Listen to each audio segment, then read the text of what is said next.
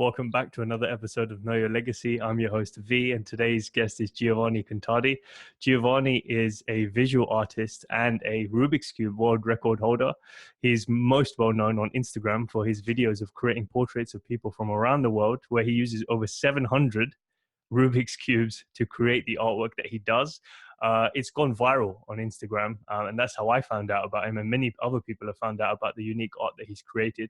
He actually went from creating and showcasing his work on the street to now a New York gallery studio. So Giovanni, thank you so much for being here, bro. Hello, thanks for having me. Hi, people.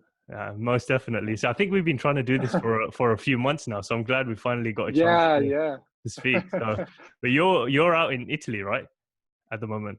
So yeah, I just got back to Italy. I was in New York until a few days ago because I had a big show with the New York Art Gallery in Tribeca on the 7th of March. So it was the grand opening, and I was exposing 5 of my Rubik's Cube pieces. So I've been there for like a month and a half to prepare everything for the show, and now I just got back in Italy. Yeah. Awesome, man. So are you staying in Italy permanently, or are you going to go back to New York? It's a tough decision because when I went there a month and a half ago, I thought I was going to move there, and then I actually found out that although I love the people and the chances that you have in New York, so far I'm not so in love with the city. And plus, something else happened where I have many events that are gonna happen maybe in Europe or in Asia, and I was like, maybe for now it's better that I stay in Italy, just because if I'm traveling a lot, I don't know if it's worth it to pay rent in New York and be on the other side of the world in the meantime. So I'm kind of see where it goes. I'm living by the day. Yeah. Yeah, I love that, man. I love that because you're taking it as it comes, because you can't have too much of a set plan. Because at the beginning of the year, you were saying, when we were talking earlier, you were saying, "Oh, I'm moving to New York, so it's a big change." And then now obviously things have changed a few months in. So who knows? Exactly. Yeah. And it's all my decision, so I'm happy. I'm doing everything by myself, and so I enjoy the freedom of being like, oh, now I want to be here or I want to go there, and I can simply do it because it's all on me. So I really enjoy this freedom. Yeah. Most definitely, man. So yeah, just to get into I guess your journey and peeling back the layers of everything that you've created, like the man behind the art, so to speak. Yeah. Were you always quite creative then? Because I know you posted some pictures like a little while ago of some of the stuff that you did maybe in 2013, 2010, that sort of thing, when you entered your first few competitions. So were you always creative kind of growing up? Was that like the environment you were in? It's interesting because when I was like a little kid, I used to like enjoy creating things or building things, but I never thought of artist as being a career. There was another moment where I was maybe like 14, 15, where I started doing some illegal, I could say that's fine, graffiti. So I was doing some street art, in places where nobody was, like I wasn't bothering any monument or things like that. There were just some places in my hometown where uh, nobody goes there. Just practice world for many people who wants to do graffiti, but I wasn't that good. So I would say that Rubik's Cube art is the first time that I really kind of enjoy art, and I want to learn more about it. And now it's my career, which is still unbelievable to me because I would really never thought of this even 3 years ago, because I was just doing it kind of on Instagram and like that. Yeah. Yeah. That's crazy because for most people that doesn't seem like a real job. Like you've actually created it out of nothing. Like there's no job Yeah. that says Rubik's Cube artist. Like it just doesn't exist. You've created your own piece of work from that, if you will. So in school, then I guess, were you the type of person that was more drawn to the create? If you were to look back now, like the more creative sort of subjects, or was it something that just only came up for you in the last few years where you realized, actually, I enjoy this?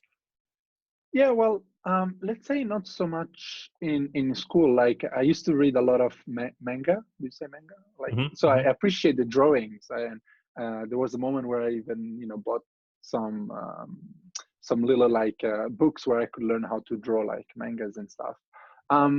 But yeah, simply at that point I was still so much into competitive speed cubing, solving Rubik's cube faster. That was the only focus that I had, and I was dedicating many hours to that. And the only creativity was expressed to drumming because I also play drums. And so I would say that though I was expressing my creativity only in music at that time. Of course, in school, um, I wasn't good at math. Like everybody thinks, oh, you do Rubik's Cube, so you must be a genius. And it's not like that it's simply that I was practicing cubes and doing other stuff rather than studying much at school. So it wasn't like that I couldn't be good at school. It's just that I was focusing my time on my hobbies rather than high school. And yeah, I was never good at like geometric drawing. You know, you have to do that because I'm not like a super precise person. So in terms of art, I wasn't good at the dramatic stuff. Maybe a little bit more into the creative part. But yeah, like it's just so unexpected. Like everything has been so unexpected. Yeah. Yeah, no, that's crazy, man. So looking at the like the timeline of things, when was it that you first picked up a Rubik's Cube? And how did you even find out about it? So that was the first year of high school. A friend of mine brought it at school, and he knew how to solve it in like just under a minute. And he had learned like previous weeks, maybe online. He kind of watched the tutorial, and I always had a Rubik's Cube. And I was one of those one thinking, only geniuses can solve it. So I was doing one side, and then putting it somewhere and just getting dusty. And then when I saw my friend solving it, of course I knew he's actually very smart. He was the best in the class. But I thought, maybe it's something that I can do as well. And he showed me how to do it during school, and we started competing one against each other. And then from there, it's like, oh, maybe there are competitions or things like that. And I found out there were official competition even in Italy. And although the movement of like speed cubers was small at the time, um, I thought, why not? Let's try and compete. And my first competition wasn't as good, but that was back in 2009. Um, After my first competition, where I met, another maybe 80 or 90 people sharing the same passion from all over the world, not only from Italy, is then when I started practicing a lot. And from 2010 to 2014, I've been Italian champion. So I've been going to all the Italian competitions, and I've been all around the world as well. I've been to World Championship in Bangkok in 2011. And yeah, I've been very focused on the speed cubing environment. I even had 3 world records at some point, and one of them was solving a cube one-handed in 9.4 seconds, which at the time was world record. Now I think it's down to 6 seconds because like it's always improving. But yeah, so I kind of got up there with speed cubing and I was happy, but then I reached a point where I was like, okay, what do I do now? Like I learned the skills. And at the time, a speed cuber wasn't a job, but it is now. People are getting paid now to go to competition. But 6 years ago, 7 years ago, it wasn't a job. So I kind of stopped practicing in terms of trying to get faster. And yeah, I slowly faded into this creative side. And if I can say, it's actually a funny story because I wasn't so good at school. For my final year in high school, I wanted to present my art project in Rubik's cubes because I thought that could help with the grade because nobody did it. And so my design wasn't as good, but for people it's always impressive, even if the drawing doesn't look as good. Just thinking of creating an image with Rubik's cubes. And so back in 2013, that was my first time showing it to somebody, and I really enjoyed the process, and I loved the reaction of my teachers, of course, at the final exam. And I still got a grade. It wasn't amazing, but I got out of high school, and that's all I needed back then. Yeah. Yeah, of course, anything to just get you the pass. Yeah, exactly. Yeah. So, how old were you when you first got the cube in your hand? Also, when I first started, I was 14, and I'm 24 now. Yeah. 40. Oh, so you've been doing it for about 10 years now, then. Yeah, 10 years. Oh, Yeah. that's amazing. Like, the transition that you could make from first picking up the cube to then now doing what you do. I bet you never imagined that, it's going to turn into this kind of a journey. No, it's crazy because let's say I'm not the first one that has done artwork with Rubik's Cube because I feel like it's important to say. But when I was seeing it from a few people around the world, I was like, I think it's cool, but I think, because I'm a very competitive person, I was like, maybe I can try to make it better. And so I kind of shift my competitive side from the going faster to create better artwork. And so at the beginning it was just like a challenge for myself, but yeah, like I never thought it would become my job. And I mean, it's my job now since only 6 months, so 7 months, so it's like very new.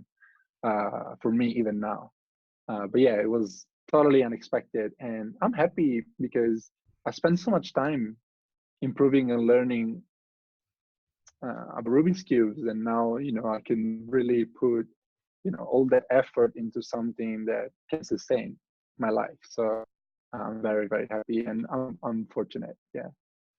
Yeah, I think anyone would say that if they're able to do the thing that they enjoy the most. Yeah. But what I'm curious, what makes you different from some of the other guys that are creating art and who are speed cubers, I guess, before you? Because you seem to be the guy that has taken the forefront or the lead when it comes to that kind of stuff. Well, with Rubik's cubes anyway. If you mention that to the average person who's active on Instagram, they'll most likely know your page. So what do you think for you during the process made you sort of stand away from everyone else and then have your page grow as big as it did, or for your name to get out there as much as it did?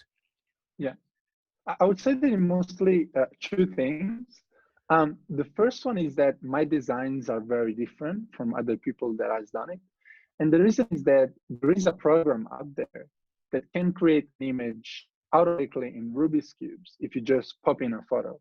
But the result, it wasn't something that I never enjoyed. And because the reason is that a computer cannot really understand how a face should be shown, only using six colors. And so I, as far as I know, everyone that has done it in the past was using this automatic program to create an image. And I just feel like the result is not good enough. It wasn't good enough for me. And that's when, like 3 years ago, I started working manually on my design, still on the computer, but rather than putting an image in and automatically having an image out, I really like started spending hours and hours tweaking things, changing things. How can I show the eyes better? How can I show the nose better?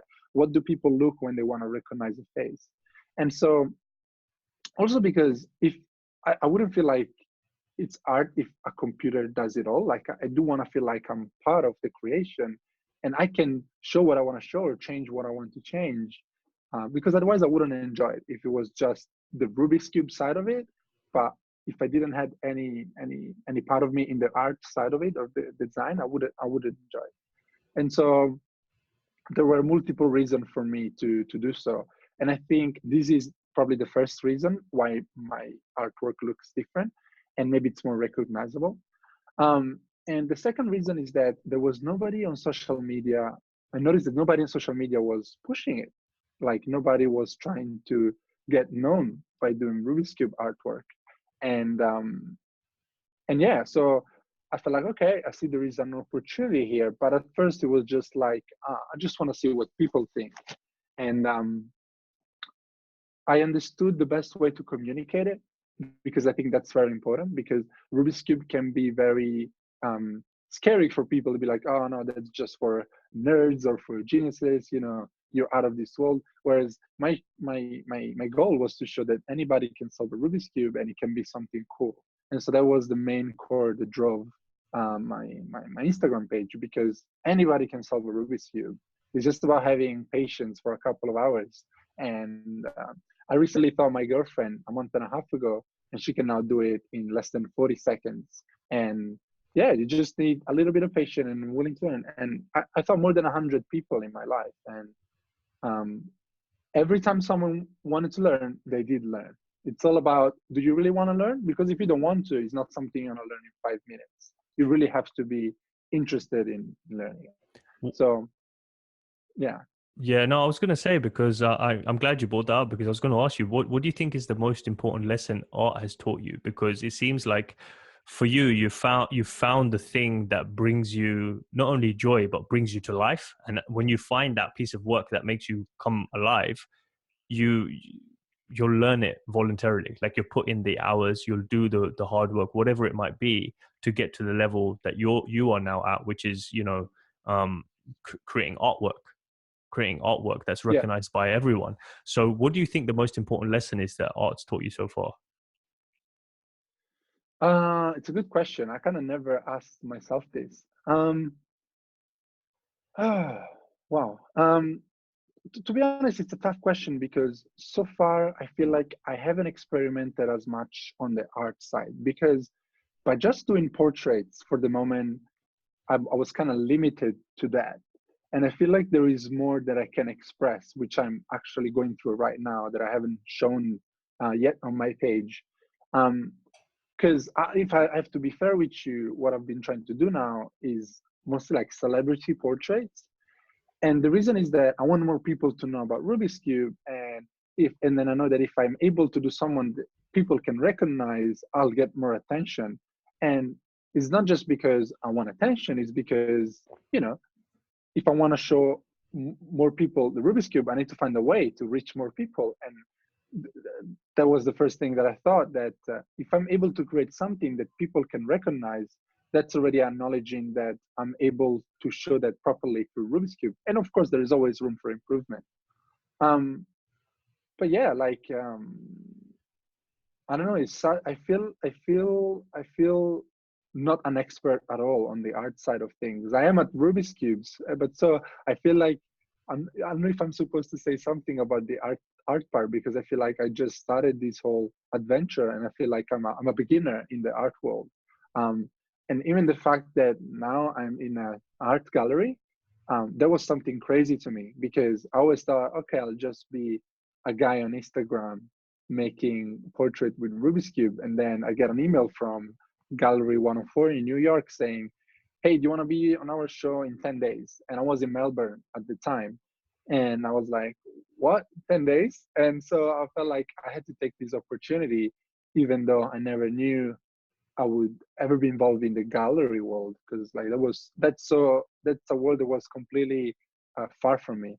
So um, I just feel like maybe in terms of Rubik's Cube taught me that I can connect with more people, because it feels um, it puts Rubik's Cube on another level where people don't feel like they don't feel like, oh, like this is something that I will never understand, like just solving a Rubik's Cube.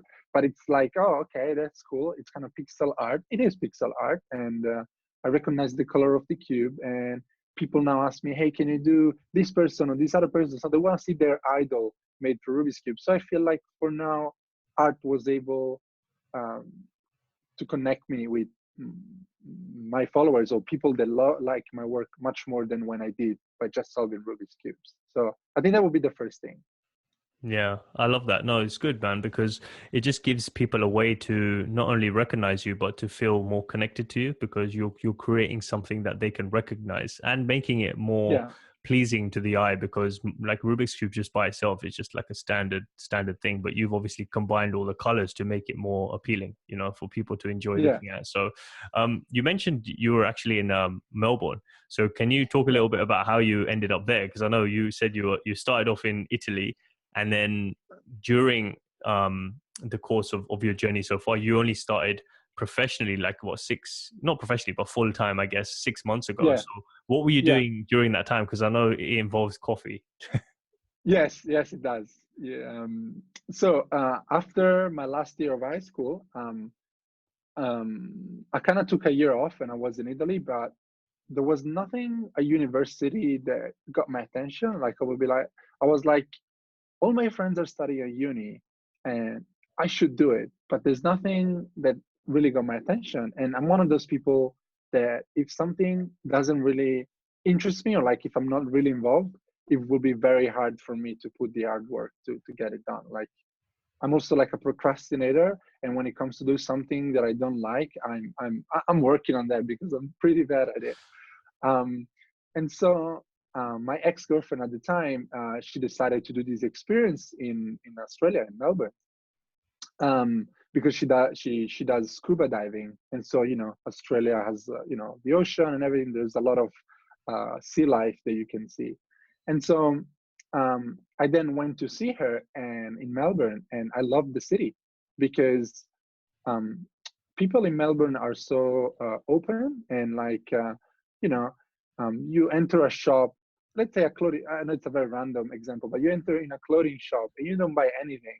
You just go out and people be like, oh, thanks for coming by. You know, it was a pleasure to have you here. And for me, it was something so strange that people would be so kind. And of course, you know, it's hospitality. It's part of their job to be that nice. But there were these few instances or situations where I was like, oh, this is a nice place. And I didn't know what to study at uni. So I was like, I know that I like English and I want to learn the language. So I decided to move there. And one of the first things that I noticed is that coffee was tasting different in Melbourne. And that's when I found out about the specialty coffee world, which I can talk hours about it, but I won't.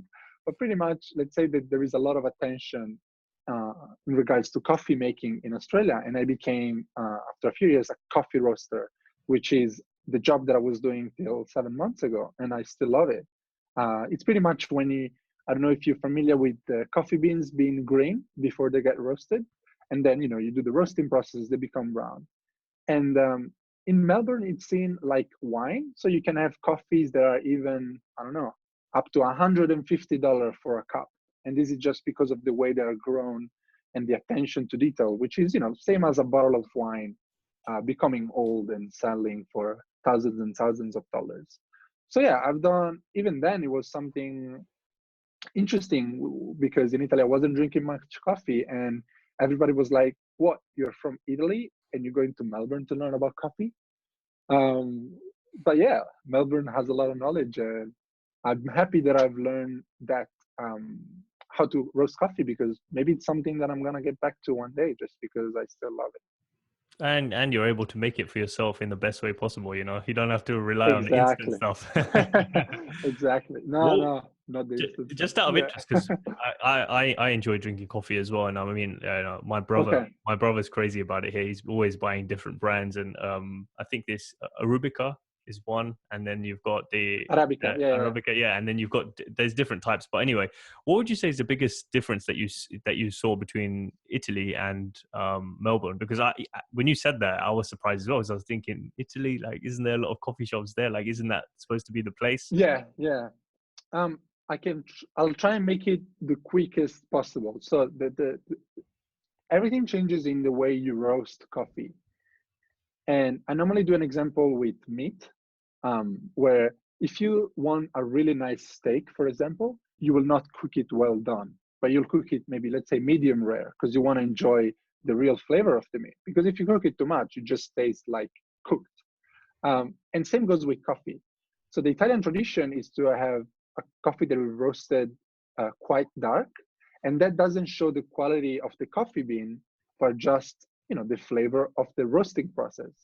Whereas in Melbourne, what they do is that they import very high quality coffee, but to showcase those qualities, you need to roast it much lighter.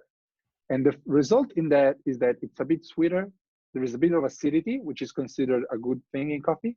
But for me, that I was used to very dark roasted coffee in Italy, and maybe not so high quality, it was like a completely different taste. And maybe I didn't even like it at the beginning, but I was very curious about it because I always thought that coffee tastes like coffee, whereas it doesn't. Depending on where it's grown, where it comes from, it can be fruity, it can be chocolatey. And it's not those things where, you know, you don't want to sound douchey when you're like, oh, it's fruity, it's chocolate. For real, like part of my job was doing coffee degustation. So I would get people in or customer in and just try different coffees next to each other, and they would be like mind blown and be like, oh wow, they really taste different. So that's the main thing, that in Italy we don't have this attention to detail, although I know a lot of people will hate me for saying this, but it's just about coffee roasted very dark, always tasting the same, very consistent, which is good for other reason. Whereas in Melbourne, it's more like, oh, explore different flavors. And this is from Ethiopia, so it's going to taste like this, or this is from Colombia, so it's going to taste like that.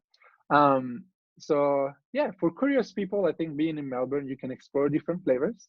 Whereas there's people who always want the same flavor every time because they're used to that and they love that, and which is totally fine. So I just found myself to be in a city which was doing something that I was more interested in. And yeah, that's the main Yeah, difference, I would say. yeah, I'm glad you shared that, because I usually get curious about different cultures and how people are Yeah, living outside of where I am. Like for you, obviously it's outside Italy. For me, it's outside London, just to see the different styles of how people live. I just came back from Amsterdam for a few days, just a short break with friends, and just the whole culture there is just so different. It's just very, very different. Amsterdam is beautiful. Yeah, Yeah, it's amazing for what it is, but the vibe and the culture is different, and you couldn't do that in London. yeah, Like, it's just not possible to yeah. recreate that. It's just a different energy. So it's good to see different energies from different parts of the world. But so, talking about the Rubik's Cube, obviously by this time, when you're sort of, it was it 1920 in Melbourne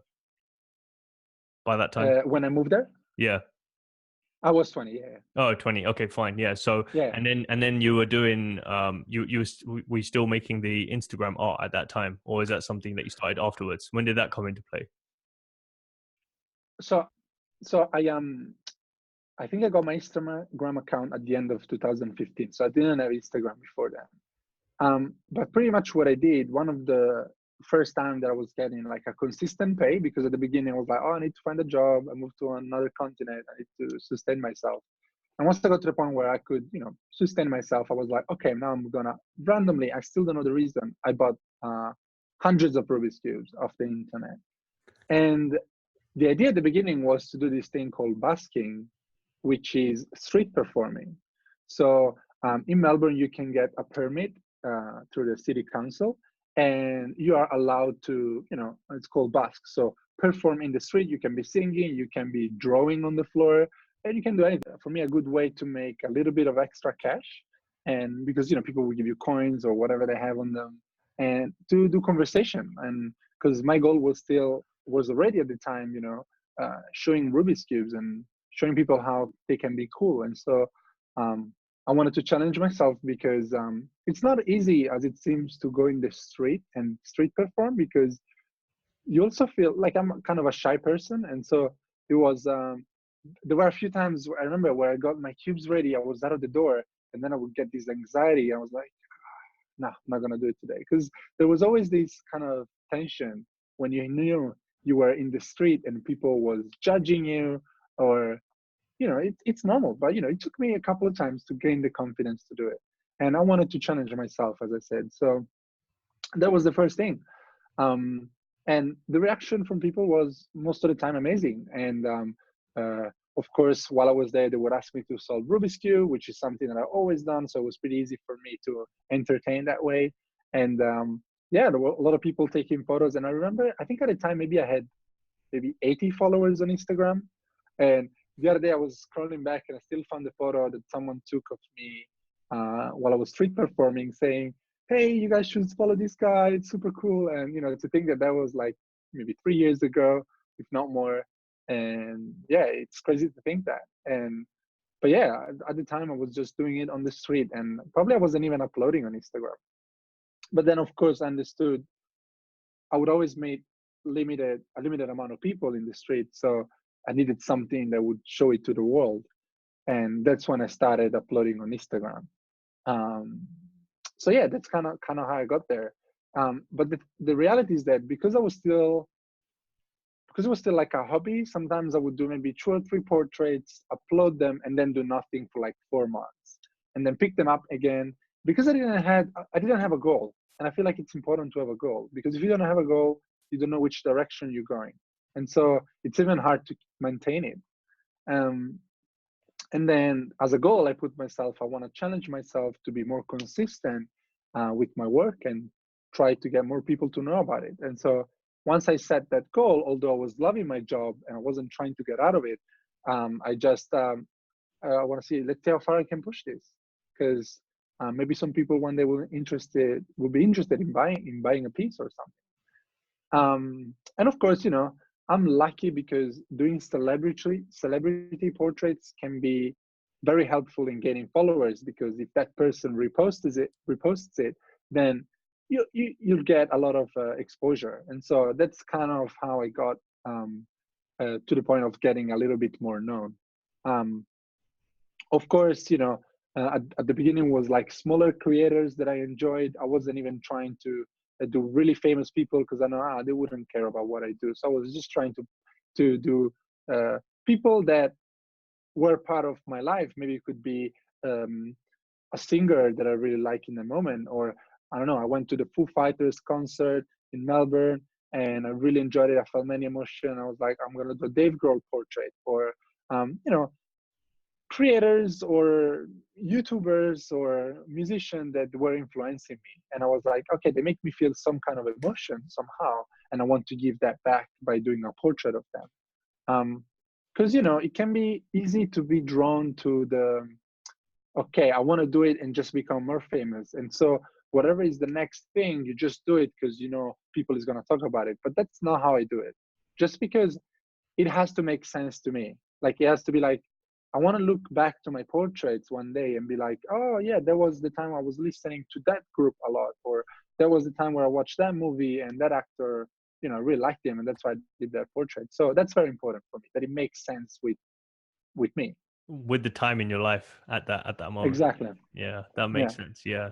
What advice would you give to someone who's out there who knows that they have a piece of work, or whether it's artwork or something that they want to communicate or say, but they're just too shy to share it because of the fear of judgment, or whatever it is that's stopping them from moving forward?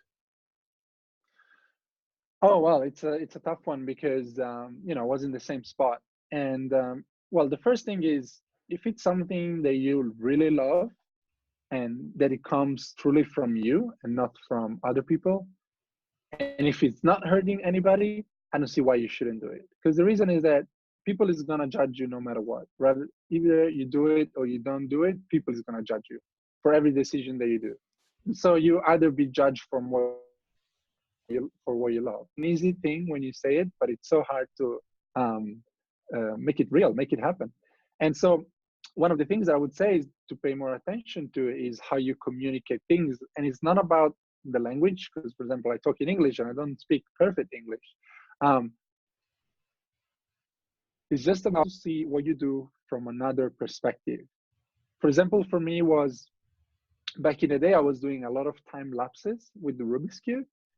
But the reality is that although people still request them a lot, when someone is scrolling through Instagram, that thing will go, let's say, I think you say like overseen, like people would just scroll over it. And because you need to, for example, in the world of Instagram, try to get the attention straight away. And so one day my GoPro broke and I couldn't record the time lapse. I was like, okay, I finished this mosaic. I didn't record anything because it broke on me. And so I pick my iPhone, I twist the last cube, and I show the whole piece. And turns out that that's the best way to communicate what I do on Instagram, because people will see a Rubik's Cube being turned, and then I drop it, and it's next to other hundreds of Rubik's Cube, and then there is an image. So whoever's watching, even if they're in the bathroom, they're in the metro, they're talking to somebody they don't really like, and they're just scrolling Instagram, like it's it's communicated in a way that it's easy to understand. One Rubik's Cube, more Rubik's Cube, an image. And so I feel like if you know that it's something that you love and you want to do it, of course, it's going to take a couple of times, but when you find the right way to communicate it, it's going to be, no matter what, successful if you have, if you have passion and you put in the effort to be good at what you're doing. Because what is there to say is that, at least in the social media world, there is a lot of competitions. And even me now, there's a lot of people that try to do what I do because they saw me becoming a little bit more successful with it. So, yeah. Of course, you don't have to do it just because you want to be the best at it. You do it first because you love it. But, I'm sure that if anyone finds the proper way to communicate what you do, they'll get the attention they want. The quote that comes to mind is, like, I think what Aristotle said is, if you don't want to be criticized, say nothing, do nothing, and be nothing. And it just basically don't take any action, because either way they're going to judge you. So just put yourself out there. Well, I'm curious to get into the process of how you make the portraits, because it's, when I look at it, obviously, and when anyone looks at it, it's impressive. But say you have picture of a picture of an individual. Let's take someone from the Beatles. I think you did recently, right? Yeah. You want to make a portrait of him. Okay, what happens from that point? Like, how do you get all the colors together? How do you know how many to use? How do you know where to put everything? Like, break that down for people. Absolutely. So pretty much, of course, the first thing that I would do is Next step for me will be to take the photo myself, but certain people I cannot take the photo myself, so will be to select a picture to start with. And so I'll find a picture that to me kind of has embrace what I think of that person, that showcase what I think of that person. So what I think, which picture I think will represent John Lennon best. And so that's what I do. I do research and look for that. And then depending on the amount of cubes I want to use, let's say, per each cube you have 9 pieces, nine colors that you can see. Depending, say I want to use 700 cubes, then I know that I have 700 times 9 pixels. It's pretty basic. The reason I use 700, it's because it's a good amount between being big enough so that you have enough pixels to show quality, but not too huge that it will be not possible to frame it or too long to make it. Because of course, the more cubes you use, the easier it is because you have more pixels. So once I figured out who I want to do, the best picture that I could find that I think it's going to work best, then I start working on the image. And the reason is that what I try to do is not to emulate the photo, because if I do that, I'll rather just show the photo. What I'm trying to do is try to make the design look the best it can be, only using the color of the Rubik's Cube.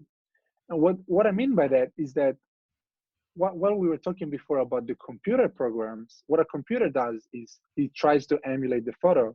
And so it will mix up, let's say if I mix up white and red in a certain way, from far it will look like pink. So I'm creating a new color. But that's not what I'm trying to do. What I'm trying to do is I want everybody to see, okay, it's blue, yellow, orange, white, and red. So I'm not trying to mix the colors in a way that I'm creating new colors, because that will just be trying to emulate the picture. Instead, I just want to show my design and be clear that it's all Rubik's Cube. I'm just using the original color because that's what I'm all about. It's not just pixel art, it's Rubik's Cube art. So what I do then is, of course, reduce the pixel of the photo to the number of pixels that I have available. And then after that, that's the part that is the trickier, or that takes me the longest, because I'm experimenting changing the light or shadow of a picture, because I know how we will then look like once I add the Rubik's Cube colors. And so I'll say one thing that I don't say often, but it's okay. So I most of the time work with a black and white picture, which is probably something that most people don't know. And the reason is that with my method, I became good at understanding how it will look like by just looking at the scale of gray. So I don't want to make it too complicated, and it's not really complicated, but let's say that then I spend many hours trying different combination of a black and white scale and see how I can use the color of the cube in the best way to showcase it. And people see one photo that I do or one video that I do, but in reality, maybe of that same photo, I've created 40 different designs where instead of starting out from there, I started from the other side, and it brought me to a completely different result. And I normally don't show that just because also the way I do the design, it's kind of my own way so far, or personally, I kind of, let's say, got it by myself. And so I kind of want to keep that a little bit for me too, because it's part of my, of my journey. And maybe one day I'll fully share what I do. But yeah, most people, as I said, think I put a picture in and one pops out, but it would be great for me maybe one day to show that of the same image, maybe create 40 different versions, and they all look very different, and some of them maybe look similar, and I've just changed it a few pixels. Maybe 2 pixels in the eye makes a difference in what the expression of that person is. And these are all things that I'm learning. So sometimes right at the end of it, I'll be there just selecting 1 pixel at a time and changing all the colors. So it can really be a long process if you want to, and if you enjoy trying to improve it. So yeah, I don't know if it was kind of clear, just because I don't explain it very often. It's mostly just here in my head, but yeah, I hope it gives an idea of how I do it. Yeah, no, most definitely does. So I appreciate you sharing the creative process because it's mind-boggling for people who are looking at it thinking, how the hell does he create that? Like, what goes Yeah, what goes into it? And it's good to know that it's not a straightforward process. It's something that you have to work with and continuously improve behind the scenes before it becomes a finished product. Because on Instagram, we just get to see what you post, not the whole process, which is where you've done all your learning, which is in the process, exactly. figuring it out, and then you Yeah, just take a picture of the end product. So I'm glad you did share that, for people to see that it does take effort to figure out how to cheers. actually Yeah. create something like that. So what would Yeah, you and maybe you're right. Maybe I should do it. Maybe I should show a little bit more of the process, but I'll think about it. Yeah. yeah keep that secret sauce for yourself for now, but Yeah. but I mean, just before we go into, I guess, some of the stuff that you're doing now, and a few other questions to wrap up in the next 5-10 minutes. But I mean, what would you say is the biggest mistake that people make when trying to solve the Rubik's cube? Like, say, if someone someone comes to you and they're one of those people that think it's too difficult. Like, I need to be good at maths, or it's going to take me years. You've been doing it for ages. What would you tell them? Like, how do you teach them from within a short space of time? All right. I like this question because I can answer it properly. So I'll just mix this up and show that what most people think when they're trying to solve a Rubik's cube is that they need to solve one side at a time. You have 6 sides on the Rubik's cube, and people think, okay, I'm gonna do the white side first, and then the green one, and then the yellow one, and the red one, so on. But that's not how you solve a Rubik's cube. When you think about solving a Rubik's cube, you need to think it as a building. You start from the bottom and you go up to the top. So of course, the first layer will look like a side, you're starting from one side, but then you're actually solving all the other ones all at the same time. So that's, of course, by saying this, people won't be able to solve it because, of course, I need to explain the method. But this is the first thought that most people, and myself included, were thinking at first, like, oh, okay, I need to solve one side at a time. But it's actually very hard. Like, I wouldn't be able to solve the cube one side at a time. I think even if it's possible, to be honest, just because yeah, I think, yeah, you kind of have to solve more side at the same time to be able to solve it. Um, so that's probably the first thing that people think, and it's so one side at a time. It's very hard. That's it, I give up. Whereas, you know, by knowing that you have to do it layer by layer, and knowing a few rules that you need to follow, in order, like the rules of the cube, how it moves, then it starts to become friendly, and so you kind of enjoy it and you take it as a nice challenge. And then, yeah, like, the thing is that the terms used in the cube world can be a bit scary because we call a series of moves, let's say I do 4 moves this way, an algorithm, but people associate that again with maths. And so even the terms that we use, unfortunately, they're not the best at making it friendly. So when I kind of teach someone, I try to avoid words that can be scary, like algorithm, because it can be, oh, maths, whereas you want to be like, oh, it's going to be a series of moves that you need to learn. And but mostly, especially in the first part, it involves logic, and that's why it's challenging, because if it's just a series of moves that you have to learn, then again, like with the design, it becomes too automatic, like you want to enjoy it. Whereas what I enjoy about the cube is that it's part memory, it's part logic, and you can find your own way of doing certain things, so you're not forced to do the same thing. Like me and 20 different speed cubers, you could give us the same way of the cubes being scrambled, and 95%, I will assure you, we will all solve it in a different way.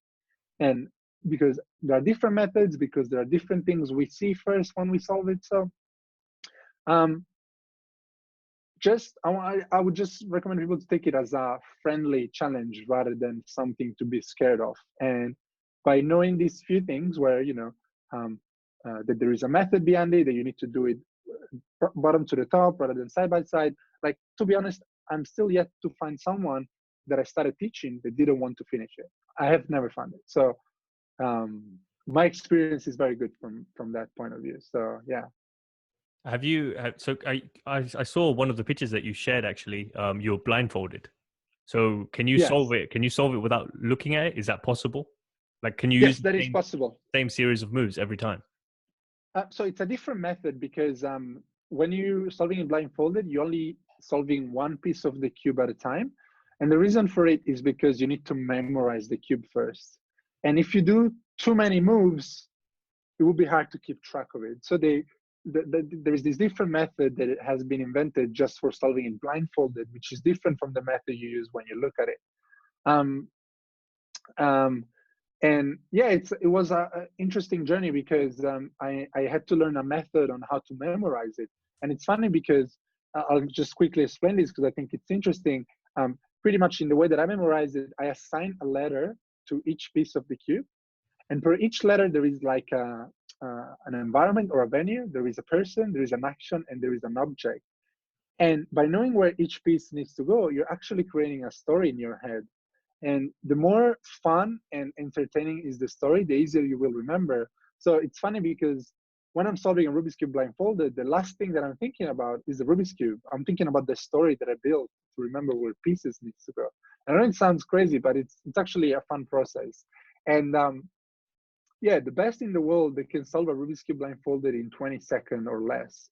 And you have to count that in that 20 seconds, they're counting even the memorization time.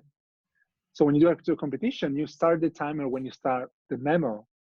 And then you put the blind, they put a paper in front of you so you cannot see even if you sneak behind under the blindfold. And the top in the wall, in 20 seconds, they can both memorize it and solve it, which is insane.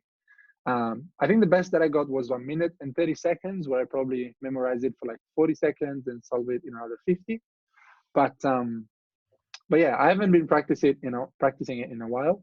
And I would say that my ratio is 2 to 3, meaning one times out of 3 I mess it up, just because you still cannot see, so it's easy to make mistakes.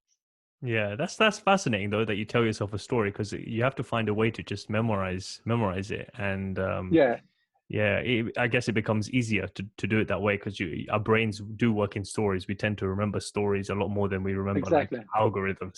So Yeah, it makes a lot of sense. Are you still able to solve it with one hand? Because it'd be quite cool to capture that on video if you could still do it. oh yeah. So I can still do it, but I'm not as fast as I used to. So it's gonna be a bit. I'll feel a bit like embarrassed, but I'll try. You want me to do it now? Yeah, let's go for it. Okay. Because yeah, back in the day, I did set the world record one-handed, but there was times where I was practicing, and I feel like it's already been 9 seconds, and back in the day, I did solve it already. Whereas now, I think it takes me almost 20 seconds, and the reason is that when you're not practicing, you kind of lose the speed. But yeah, That's I kind of you're talk so that funny. I can You said entertain. 20 seconds is a long time for you. People Yeah, can't even go 20 seconds holding that thing in one yeah, hand.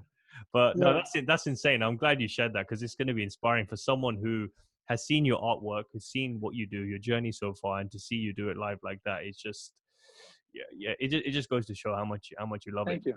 do it like that. So Yeah.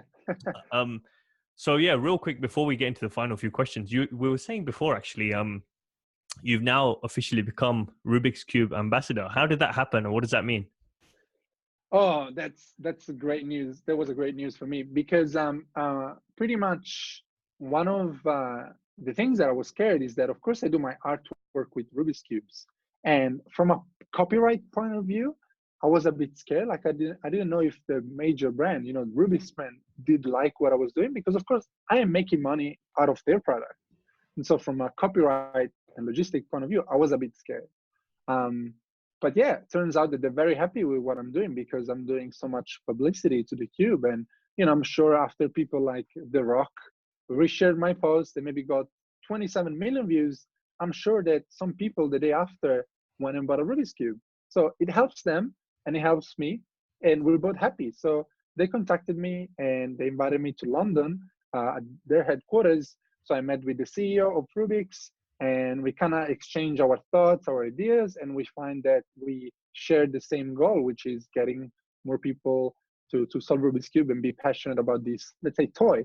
And so, yeah, they offer me to be their ambassador, meaning that, I'm going to represent them in some events around the world where they will ask me to create some artwork for them. And maybe I'm going to do something for the headquarters as well. And at the same time, they will make me do my business, let's say, in a legal way, which is what I needed. Because what is there to say is that there are other brands that create Rubik's cubes that are not from Rubik's, and they were happy with me not endorsing other brands, and so they decided to, to become partner. And I mean, this is probably one of the best things that happened to me, and that's also one of the reasons why I came back to Italy, is because some of the events that I'm gonna do with them are probably gonna be closer to Europe, if not in Europe. And so I was like, that's the reason, coming back to the beginning, where I don't want to pay rent in New York and be on the other side of the world all the time. Yeah. That's amazing, man. Congratulations. I bet Thank it's a you. big win for you, knowing that you've come this far, and Yes. now the, the Yeah. guys themselves are approaching you to sponsor and partnership with you. So, just out of interest, the CEO of Rubik's, like, can he solve Rubik's cubes as well? I actually haven't asked him, but I'm sure he can. I mean, Yeah, he has to. yeah. I'm That's what I'm sure. I'm thinking in sure he my head. can. I'm like, can he, or is he Yeah. just in it for the business that he can? Because he's good at business. Obviously, he's managing a company. But yeah, no, it's just something that came to mind. But how much No. Yeah. I'm sure he does. Yeah. I hope so. how much money do you think you've spent on Rubik's Cube so far? Oh. Hmm. I'm kind of scared to say that. Um, it will be a long calculation, but yeah, I would say maybe more than $20,000. Yeah, I can imagine. That's a hell of a lot of Yeah, Rubik's cubes you got there. But yeah, yeah. I'm kind of scared to share numbers because, yeah, but yeah, mm, no, fair even more enough. than that. To But be honest, from the finance point of view, I'm just starting kind of keeping track of what I do because I'm not yeah, that good at that. yeah, So yeah, once I'll know, but could be more than that because some cubes can be even to $70 each if yeah, they're yeah, speed cubes, for competition. So it's hard to define. Like on top of my head, I think definitely more than twenty yeah. thousand dollars. That's crazy, man. But yeah, no, just the Yeah. last two questions, real quick. I mean, if you had a microphone and the whole world could hear you, what is the one message you'd tell them? Oof. Every time I get this opportunity, I don't know what to say. But what I would say is, don't be afraid of being judged, which is, I think, is what most of the time it will hold you from doing the things that you love the most. Um, I was so hesitant before doing what I was doing, just because I was so worried about comments from friends or people in the speed cubing community or anyone around me. Um, so yeah, I'm happy that I now start to care less about what people think. And I know it's a cliche. A lot of people say it, but I kind of like cliche because they are most of the time true. And I just want people to, rather than filter them out because they hear them so often, actually turn off the phone and think about it. Just because sometimes it's good just to sit down, breathe, and think about some things that are so simple in life but so hard to achieve. So that would be my thing. I love that. No, it's a big message, and obviously you've lived that yourself. That's why you are where you Yeah, are, because you've overcome that yeah. barrier. But the last question to wrap things up with, I guess, is with everything that you've done so far in your life, and all the major accomplishments you're going to be doing, what's the legacy you want to leave behind in the world? Um, yeah. Again, like one of the things is that I love to impress people in a way where we all have bias about other people and what we think they are.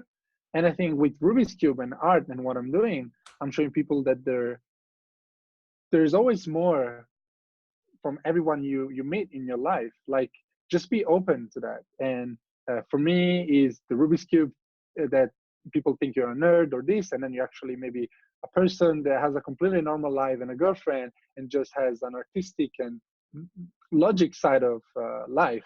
But yeah, just be open to to be impressed by people.